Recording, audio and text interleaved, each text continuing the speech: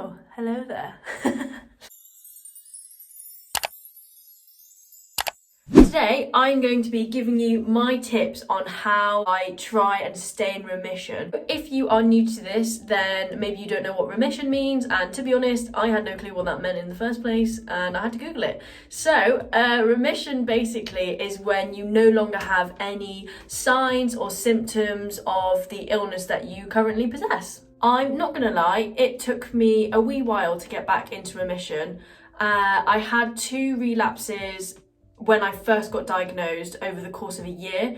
So 2 relapses in a year, that really set me back, and not gonna lie, it put me in a very low place mentally. When I then finally got into remission, honestly, I cried. It was a miracle. I think at the time, my steroids had kicked in, and I then introduced cyclosporin, which is a immunosuppressant medication, and the plan was to come off steroids and just be dependent on cyclosporin. And since I got put on cyclosporin about 2 years ago, honestly, I have never had a relapse. Touch wood, touch wood, touch any wood. I think since that time as well, I have learned a lot about myself.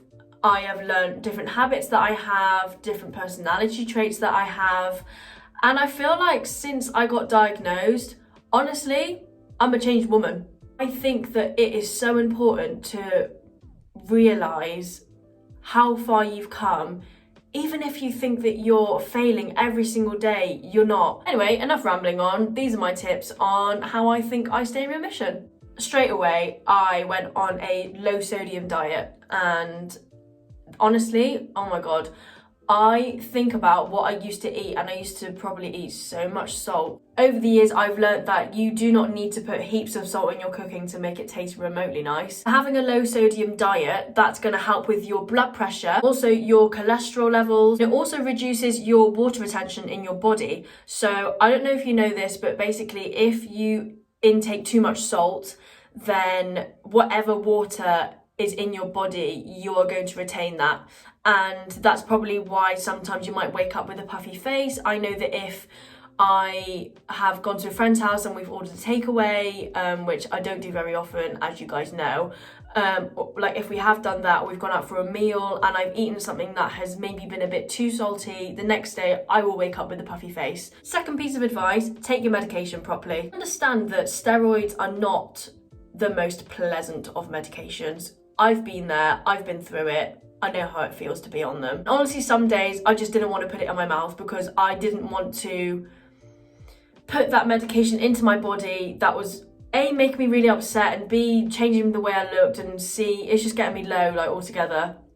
But D, it was making me better. But my advice is, if you are on prednisolone, or prednisone in the US, then I used to take mine first thing in the morning. I read somewhere that basically as soon as you wake up, that's basically when all of your like hormones and the inside of your body are reactivating again, and that is the best time when your body is at peak to take your medication so that it works properly. Never, ever, ever, ever just stop taking it without your doctor's advice or anything like that. Always take your medication. Always, always, always. I know that a lot of people in my comments before have been like, don't take this drug, stop it now. And I really disagree with that. I'm sorry, but if you suddenly stop taking your medication, your body's just gonna go, ah! Like, that is your body's reaction. It's not gonna like it, and you're probably gonna get a relapse, I'm sorry to say, but if you don't take your medication, you've screwed yourself over. Another tip, get enough sleep. On average anyway, the normal human being should probably be getting around 7 to 8 hours of sleep. But if you have an autoimmune disease or anything under the sorts, you're probably going to be more tired than the average person. So I would say maybe get a good night's sleep, maybe about 9 to 10 hours. I know that's a lot, but your body needs it. Your body just needs the time to fix itself, really. Tip number 4, keep active.